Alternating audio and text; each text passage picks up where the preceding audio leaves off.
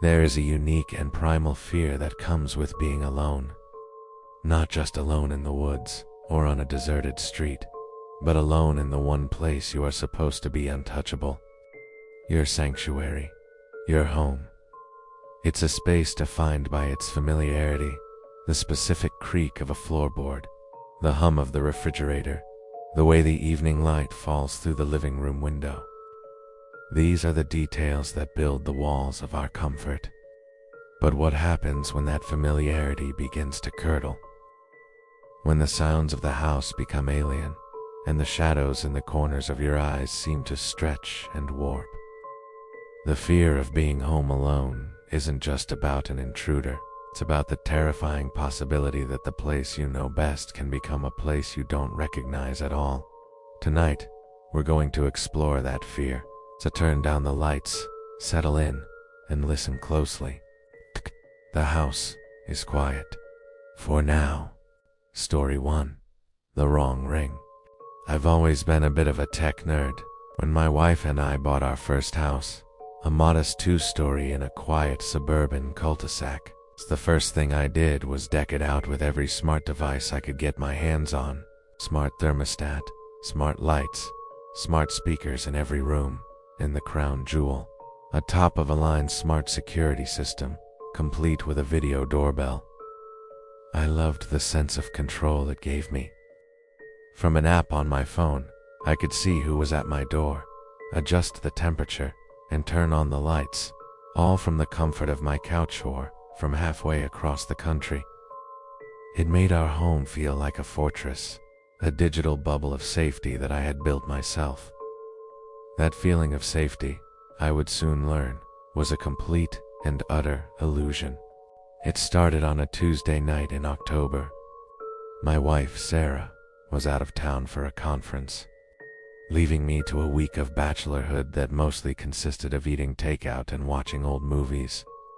Around 9 p.m., I was sprawled on the sofa, deep into some black and white sci-fi flick, when the house chimed. It was the pleasant, melodic tone of the doorbell. I glanced at my phone on the coffee table. The screen was dark, strange. The doorbell was supposed to send a notification with a live video feed. I chalked it up to a network glitch, probably just a delay. I waited, but nothing came through. Curiosity getting the better of me, I paused the movie and walked to the front door. The peephole showed nothing but the empty amber-lit porch and the manicured lawn beyond. No one. It was probably just a neighborhood kid playing a prank, a classic game of ding-dong ditch. I shrugged it off, locked the deadbolt again, and went back to my movie. An hour later, it happened again. The same melodic chime echoed through the quiet house. It's time. I grabbed my phone immediately. Still no notification. Now I was annoyed. I opened the security app manually and pulled up the event history. Showed 2 motion-detected events, followed by 2 doorbell ring events, at 8:58 p.m. and 10:03 p.m. I tapped on the most recent one to view the recorded clip. The video loaded, showing my empty porch from the doorbell's fisheye perspective. For 10 seconds, nothing happened. Then, right at the end of the clip, a single, pale finger, impossibly long and thin, entered the frame from the right and pressed the button before quickly retracting. That was it. No body, no face, just a finger. A cold knot formed in my stomach. This wasn't a kid. I rewatched the clip 5, maybe 6 times. The way the finger moved was unnatural, too quick and fluid. I scanned the rest of the porch in the video, looking for any other sign of movement, a shadow, anything. There was nothing. I tried to rationalize it. It was a weird angle. Maybe someone was leaning around the corner of the house. But why? I spent the next 20 minutes checking all the other cameras. The one overlooking the driveway was clear. The one in the backyard showed only the gently swaying branches of our oak tree. I felt a small measure of relief. Whoever it was, they were gone. I made sure the back door was locked and decided to call it a night, the unease still clinging to me like a damp chill. Upstairs, I went through my nightly routine, brushing my teeth and getting ready for bed. As I walked into the bedroom, the smart speaker on my nightstand, a little gray cylinder I used as an alarm clock, made a soft popping sound. Then, a voice filled the room. It wasn't the usual synthesized female voice of the AI assistant. It was a low, distorted whisper, like a recording being played through a cheap speaker. It said one word: "Hello." I froze, my heart hammering against my ribs. I stared at the speaker, waiting. Silence. "Hello, Atina," I stammered back, my own voice sounding thin and reedy. No response. I grabbed my phone, my hands trembling, and opened the app for the smart speakers. I checked the activity log. It showed a command had been initiated a few seconds ago. Play audio file greeting.mp3 on bedroom speaker. But the most terrifying part was the source. The command hadn't come from my phone, or Sarah's, or any recognized device. The source was listed as local network device. Someone was on my Wi-Fi. Someone was inside my digital fortress. Panic set in. I immediately changed the Wi-Fi password, my fingers fumbling on the tiny keyboard. I revoked access for every device I didn't recognize, my mind racing. Who could it be? A neighbor? A hacker? As I saved the new settings, the lights in the bedroom flickered once, then twice, then went out, plunging me into darkness. "No, no, no," I whispered. I fumbled for my phone's flashlight, the beam cutting a shaky path across the room. The smart lights weren't responding. Shtiskus. I tried the physical switch on the wall. Nothing. I opened the lighting app. Status. All devices were listed as unresponsive. Then came a new sound. From downstairs, the living room speaker began to play music. 'Twas a lullaby, a simple, tinkling melody that I recognized but couldn't place. 'Twas the kind of tune that would be charming in a nursery, but was absolutely monstrous in this context, its gentle notes echoing up the stairs in the dark, silent house. I was trapped. This person, whoever they were, had systematically cut me off. They had control of my home's nervous system. Akkad. They could see me, hear me, and manipulate my environment at will. Aqua. The very technology I had installed for security was now being used as an instrument of psychological torture. My safe space had been turned into a cage, and the zookeeper was watching my every move. I backed into the corner of the bedroom, away from the windows, and slid down to the floor, pulling my knees to my chest. I didn't know what to do. Calling the police seemed absurd, but what would I say? My doorbell rang and my speaker is playing a creepy song. They'd think I was crazy. The lullaby downstairs stopped abruptly. The silence that followed was somehow worse. I held my breath, straining my ears for any sound, and then I heard it. A soft click from the hallway. I aimed my phone's light at the bedroom door. It was closed, but I could see the brass handle slowly, deliberately, turning down. I scrambled backward, my breath catching in my throat. The door began to creak open. I couldn't scream. My throat was tight with a terror so pure and absolute it felt like I was drowning. The door swung inward, revealing the dark maw of the hallway. Nothing was there. Tia, but the message was clear. I can get to you whenever I want. For what felt like an eternity, I sat there, paralyzed, just staring into the darkness. Then my phone buzzed in my hand. Tidiation. It was from the security app. My heart leaped, thinking maybe the system was back online. I looked at the screen. The notification wasn't an alert. It was a message sent through the app's direct communication feature, a feature I had never even used. It read, "I see you're having trouble with the lights. Let me help." As I read the words, the video feed from the doorbell camera suddenly appeared on my screen. but it wasn't showing the front porch. The image was grainy, shot in night vision. It was a close-up of my own face, wide-eyed with terror, illuminated by the phone in my hand. It was the feed from my laptop camera, which was sitting on the desk across the room, its tiny green light now glowing in the dark. A choked sob escaped my lips. I threw the phone across the room as if it were on fire. It clattered against the far wall, and the screen went dark. I was being watched from multiple angles. The intruder wasn't just on my network. They were in my devices, living in the digital ghosts of my home. I had to get out. I crawled across the floor, staying low, and peeked out the bedroom door. The hallway was empty. The house was deathly quiet. A treat. My only thought was the back door. If I could just make it downstairs and out into the yard, I could run to a neighbor's house. I moved as silently as I could, my bare feet making no sound on the carpeted stairs. Each step was agony, my muscles screaming with tension. I reached the bottom of the stairs and peered into the living room. It was pitch black. The lullaby speaker was a silent sentinel on the bookshelf. I crept through the living room, past the cold kitchen, my hand outstretched in the dark, feeling for the familiar frame of the back door. My fingers brushed against the cool metal of the doorknob, fumbled for the deadbolt, my heart pounding a frantic rhythm against my ribs. Kina. The click sounded like a gunshot in the silence. Kina. I pulled the handle, and the door swung open to the cool night air. Freedom. I was about to bolt into the yard when my phone, the one I'd thrown in the bedroom, chimed from upstairs. It was the doorbell tone, but it wasn't coming from the phone.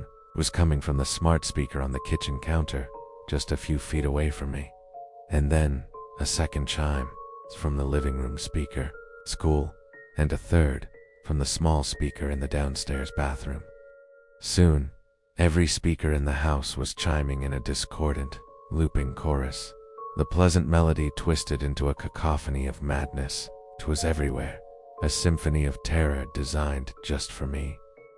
I stumbled out onto the back patio, gasping for air, and ran. I didn't look back. I sprinted across my lawn, across my neighbors, not stopping until I was hammering on the door of the house at the end of the cul-de-sac. When the old man who lived there finally opened the door, staring at my panicked, breathless face, I couldn't even form words. The police came. They swept my house, but found nothing. No signs of forced entry, no one hiding in the closets. To them, it was a high-tech prank, a sophisticated but harmless case of spoofing. They took my statement and left, telling me to invest in a better firewall. I never spent another night in that house.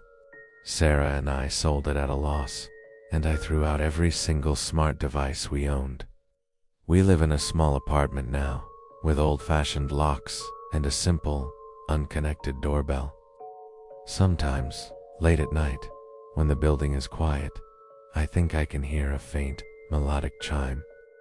And I know, with a certainty that chills me to my very soul, that whoever was in my house that night wasn't just trying to scare me. They were showing me how easily they could get in, and that they could do it again anytime they wanted. They never needed a key, so we're already inside.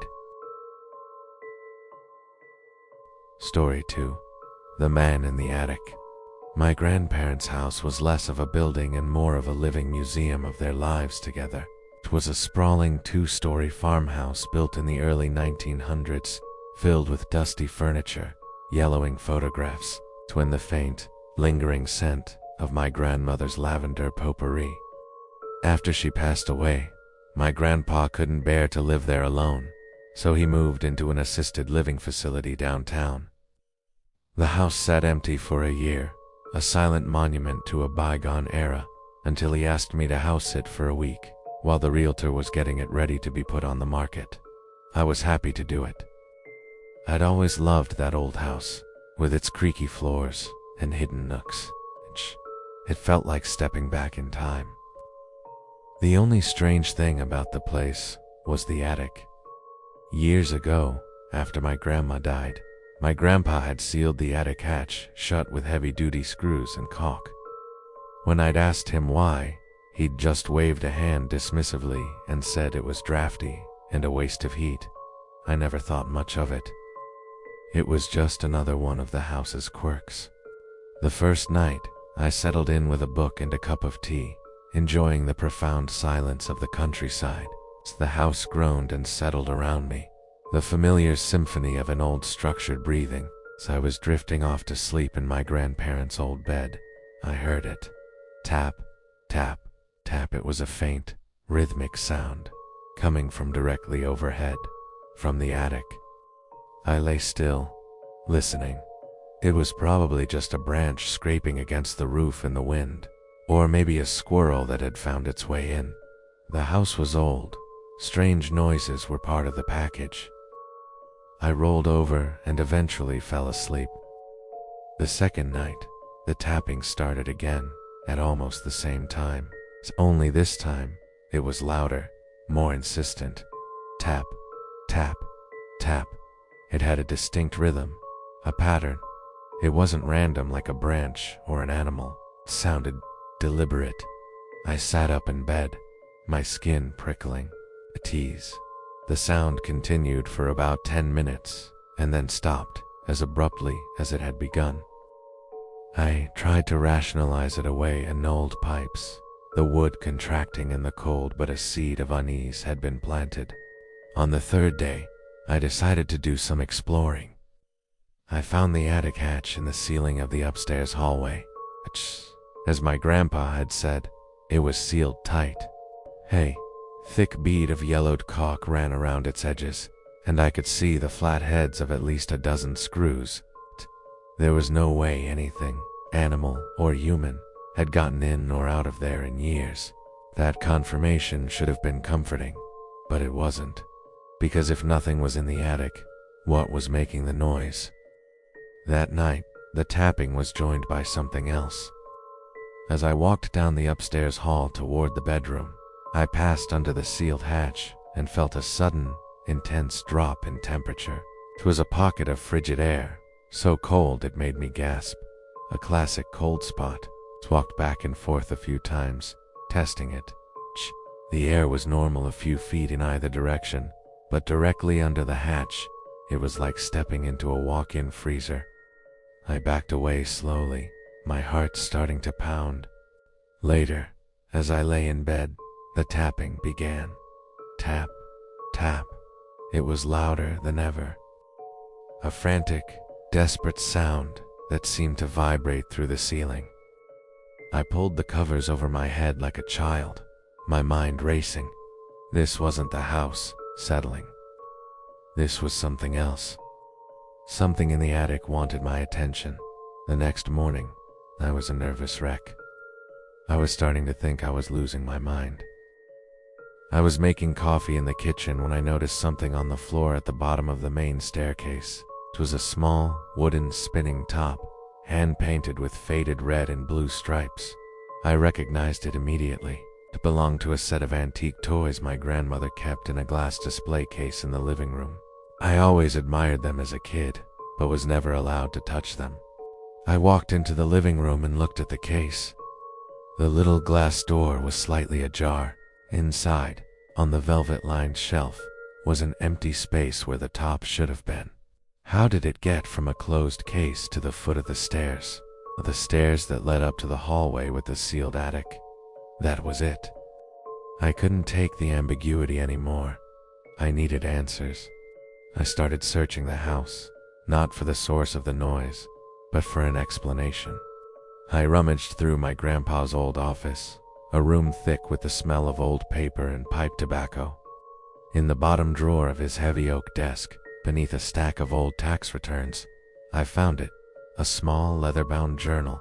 His journal. I sat down in his worn leather chair and opened it. Its familiar, spidery handwriting filled the pages. I flipped through entries about crops, weather, and local gossip until I reached the year my grandmother passed away. His entries became shorter, filled with a profound sadness. And I found the entry I was looking for. dated about a month after her funeral. Eleanor heard it again last night. He wrote, "The tapping. She says it's him. Says he's looking for her." I told her it's just the grief playing tricks on her mind, but I hear it too. I've always heard it, ever since that day. I just never told her. This was my fault. I should have been watching him. My blood ran cold. I kept reading, my hands shaking. The next entry was more frantic. She put the old toy box at the bottom of the attic ladder. Says he's asking for it. I can't let her do this to herself. The doctor says it's a delusion brought on by sorrow. But is it a delusion if I hear it too? That same tapping. Tap, tap, tap. Just like he used to do on her bedroom floor when he wanted her to come play. A few pages later, the final, chilling entry on the subject. I sealed it. I put a dozen screws in the hatch and caulked it shut. I told Eleanor it was to save on heat. A lie. I did it to save my own sanity, to save what's left of hers. Maybe if the sound can't get out, we can finally forget. Maybe he'll finally rest. God forgive me, I hope he rests. I closed the journal, my mind reeling. Who was he? I frantically searched my memory of family stories, of old photographs. And then it hit me. A faded black and white picture that used to sit on the mantelpiece. My grandmother as a young girl, standing next to a small, smiling boy with bright eyes. Her younger brother, Thomas. He'd died when he was only 7 or 8. Akana's story was that he'd gotten sick with a terrible fever and passed away peacefully in his sleep. But he didn't sleep in a normal bedroom. My grandpa's journal mentioned a ladder, the attic. He must have died up there. The attic must have been his bedroom. He wasn't a malicious spirit. He was a lonely little boy, trapped in a time loop, just trying to get his sister's attention in the only way he knew how. My grandpa hadn't sealed the attic to keep something in. He'd sealed it to keep the sound and the memory from torturing his grieving wife. The slow burn dread I'd been feeling for days finally coalesced into a heartbreaking, terrifying reality. The rational explanations were gone, leaving only the paranormal truth. As I sat there in the dusty office, clutching the journal, I realized the house was quiet. For the first time in nights, there was no tapping. A profound silence had fallen. Maybe, I thought, maybe acknowledging him, learning his story, had finally brought him some peace. A wave of relief washed over me. I stood up, my legs weak, and walked out of the office and into the upstairs hallway. The air under the attic hatch was no longer cold. The house felt still, calm. I let out a breath I hadn't realized I'd been holding. It was over, and then a new sound. It wasn't a tap from above. It was a whisper, as soft as rustling leaves, seemingly right behind my ear. A child's voice, clear as day. Is she home yet?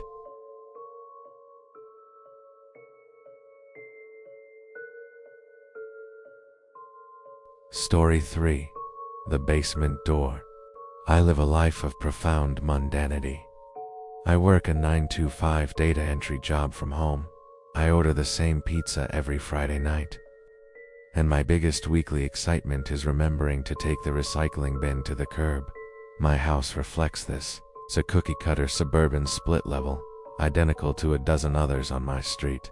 It has beige walls, beige carpets, and a perpetually damp, unfinished basement where the washer and dryer live. The basement has always been my least favorite part of the house. It's a place of concrete floors, cobwebs, and the looming, tentacled silhouette of the furnace. But it was a familiar, boring kind of creepy.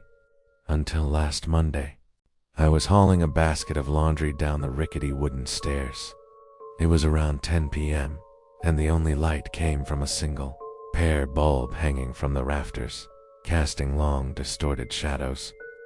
I dumped the clothes into the washer, added the detergent, and was about to head back upstairs when the bulb flickered violently, buzzing like an angry hornet, before settling back to its weak, yellow glow. The flicker drew my eye to a section of the far concrete wall, a part of the basement I never really looked at, and I saw it. Set into the rough, gray concrete was a door. It was a simple, plain wooden door, unpainted and unadorned, with a small, tarnished brass knob. It looked old, but it was clean, free of the dust and grime that coated everything else down there. My first thought was that I was losing my mind. I had been in this basement hundreds of times. There was no door there. I was absolutely, unequivocally certain of it. Ka walked closer, my heart starting to beat a little faster. Ka ran my hand over the cool, smooth wood. It was real. It felt solid. My rational mind scrambled for an explanation. Maybe it had been there all along, and I'd just never noticed it. Impossible. It was as out of place as a tree growing in the middle of my living room. Maybe it led to a crawl space, a forgotten coal chute. Morbid curiosity, that most dangerous of human traits, took over. I gripped the cold brass knob, turned easily, without a sound. I pulled the door open and peered inside. What I saw made no sense. It wasn't a dark, dusty crawl space. It was a hallway, brightly and evenly lit by a source I couldn't see. And it was my hallway. The hallway on the ground floor of my house, leading from the front door to the kitchen. But it was wrong. Subtly, horribly wrong. The floral wallpaper had the same pattern, but I could see where the seams didn't quite line up, creating a jarring, dizzying effect. The family photos hanging on the wall were in the same frames, but the people in them were strangers. A smiling couple who looked vaguely like my parents stood on a beach I'd never visited. A photo of a little girl with my wife's red hair, but a stranger's eyes held a dog we'd never owned.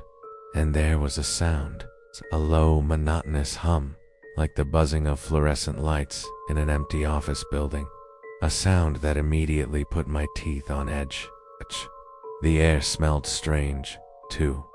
Not like my house, which smelled of laundry detergent and whatever I'd cooked for dinner, but of old moist carpet and something vaguely chemical, like ozone.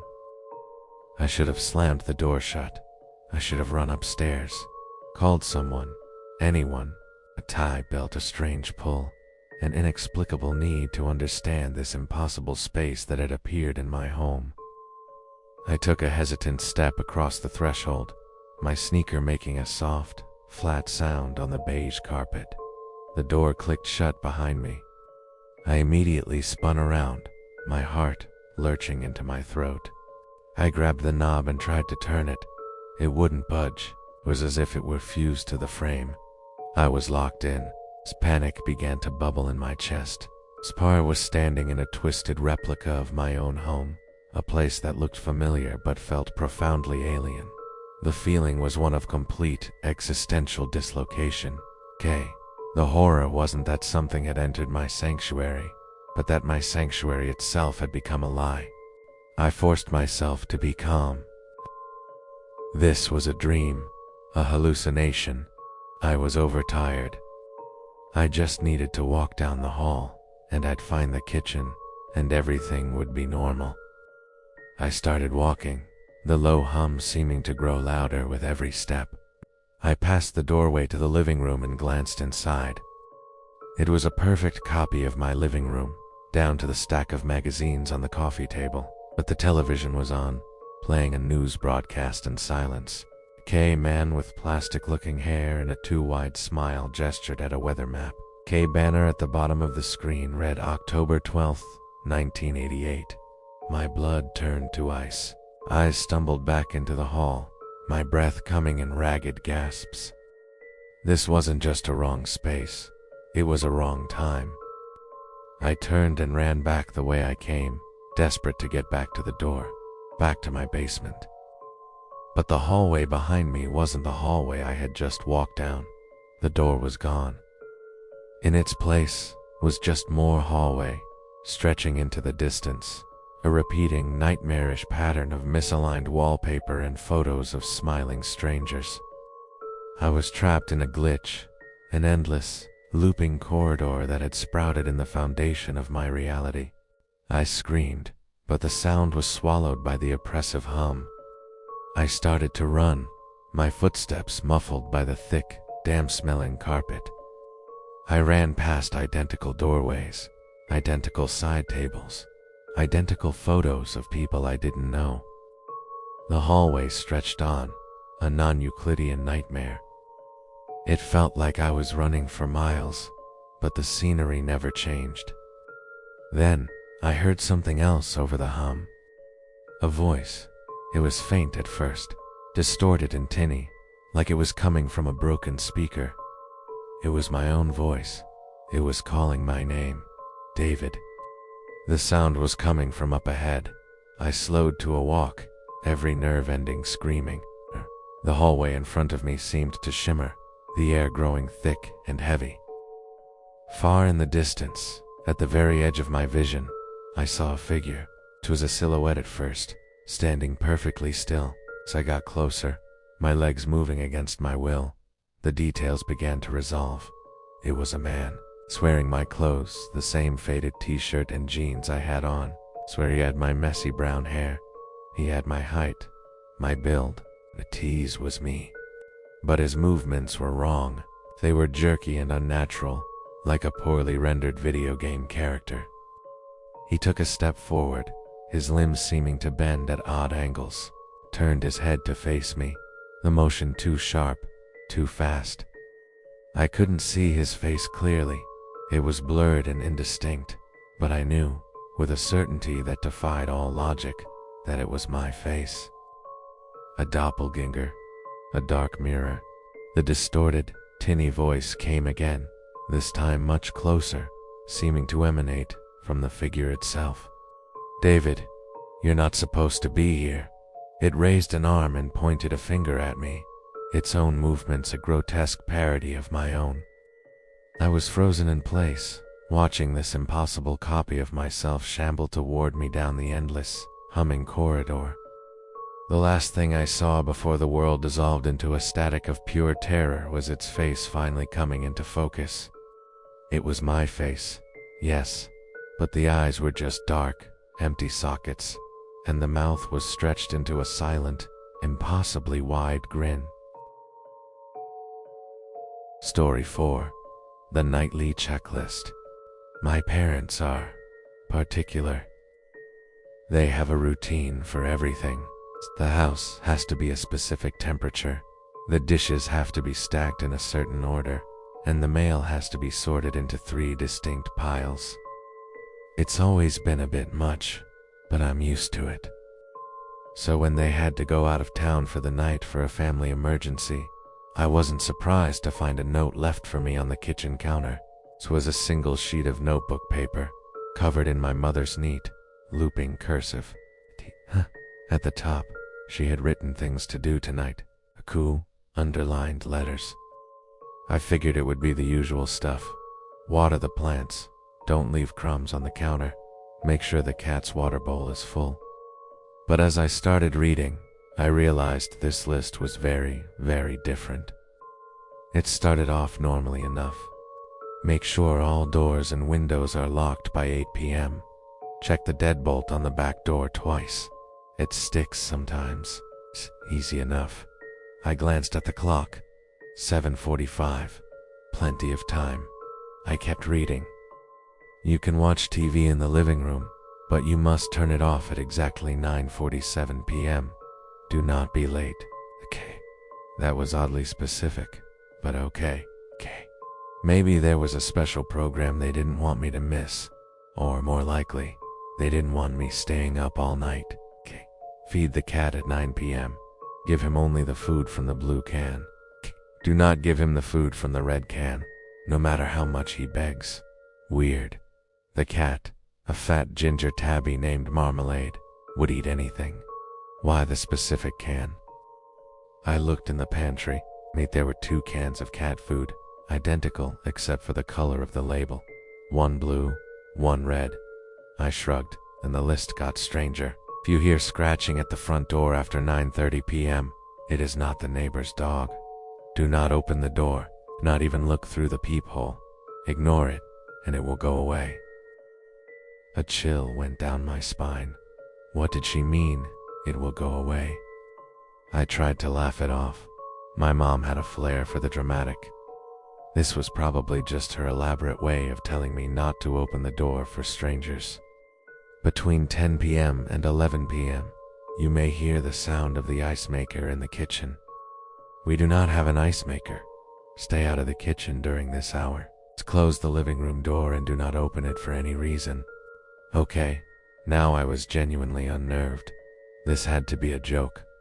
A very elaborate, not at all funny prank. I read the line again. We do not have an ice maker. She was right. Our old refrigerator just hummed and gurgled. It certainly didn't make ice. This list was a masterclass in building dread through simple, declarative statements. I decided to play along, for now. I went around the house, locking the doors and windows. I checked the back door twice, just like the note said. At 9 p.m. on the dot, I fed Marmalade from the blue can. He ate it happily and then curled up on the rug. At 9:47, I turned off the TV, plunging the living room into a heavy silence. Sat on the couch, the list in my hand, my ears straining for every little sound. Was quiet, too quiet. At 9:55, I heard it. A faint scratch at the front door. My heart leaped into my throat. Okay? It sounded exactly like a dog, whining to be let in. I desperately wanted to look through the peephole, to prove to myself it was just Mrs. Henderson's golden retriever. But my mother's warning echoed in my head. Ignore it, and it will go away. I stayed on the couch, my knuckles white as I gripped a throw pillow. The scratching continued for a few minutes, growing more frantic, before stopping abruptly. I let out a shaky breath. I looked at the clock. It's 10:10 p.m. I was right in the middle of the danger hour for the kitchen. As if on cue, a loud clattering sound came from the other room. It was the unmistakable sound of ice cubes tumbling into a plastic tray. My blood ran cold. It was happening. The things on the list were real. This wasn't a prank. It was a survival guide. I sat there, frozen, for what felt like an eternity, listening to the phantom ice maker cycle every 10 minutes. The sound was mundane, familiar, yet in this context, it was the most terrifying thing I had ever heard. At exactly 11:01, it stopped. The silence that returned was thick with menace. There were only 2 rules left on the list. After 11:30 p.m., you may hear your mother's voice calling you from the basement. It is not your mother. Do not answer. Do not go downstairs. I stared at the words, my whole body trembling. My mom had the most distinctive voice, a warm, gentle sound that had comforted me my entire life. The thought of hearing it twisted into a lure by something was sickening. Before you go to sleep, you must check under your bed. If there's nothing there, you are safe to sleep. If you see a pair of shoes, close your eyes and count backwards from 100, out loud. Do not stop counting for any reason. Do not open your eyes until you are finished. The last part of the rule was smudged, as if a drop of water had hit the page. I could make out something like if you see a F, but the rest was an inky blue blur. A pair of shoes. What kind of shoes? Whose shoes? At 11:45, I heard it. Honey, can you come down here? I need some help. It was my mother's voice, drifting up from the basement door in the kitchen. It was perfect. Her exact tone, her exact inflection. If I hadn't read the list, I would have run to her without a second thought. Instead, I clamped my hands over my ears, squeezing my eyes shut. It's not her. It's not her, I chanted under my breath. The voice called out a few more times. sounding more and more distressed before finally falling silent. It was after midnight. The house was quiet. I was exhausted, but the thought of that final rule filled me with a paralyzing dread. I couldn't do it. Couldn't bring myself to look under my own bed. What if the shoes were there? So what if I saw the smudged thing instead? I decided to break the rules. Taya would sleep on the couch in the living room with all the lights on. There was no rule against that. It felt like a clever loophole. I wouldn't be in my bed, so I wouldn't have to check under it. I curled up on the sofa, pulling an Afghan over me. For a long time, I just stared at the ceiling, listening, but the house remained silent. My adrenaline eventually faded, replaced by a bone-deep exhaustion. My eyelids grew heavy.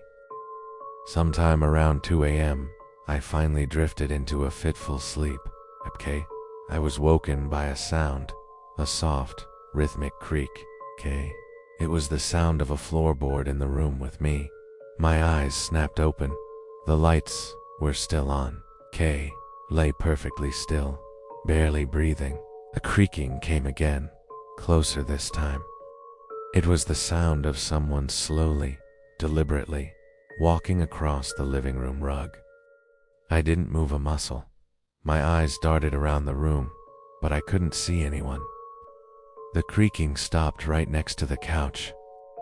I could feel a presence looming over me, a weight in the air. I held my breath, praying it would go away. Then, a voice whispered, so close to my ear that I could feel the cold breath on my skin. Ka. It was a dry, raspy voice, like dead leaves skittering across pavement. You forgot to check.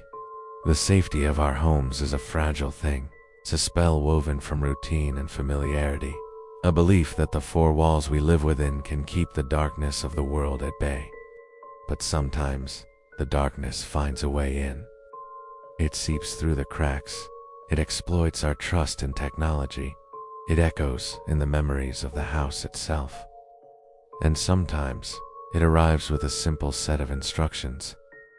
The next time you find yourself home alone and you hear a sound you can't explain, pause for a moment, listen, and ask yourself, is it just the house settling? Or is it something else settling in with you? Thank you for listening. Until next time, check your locks.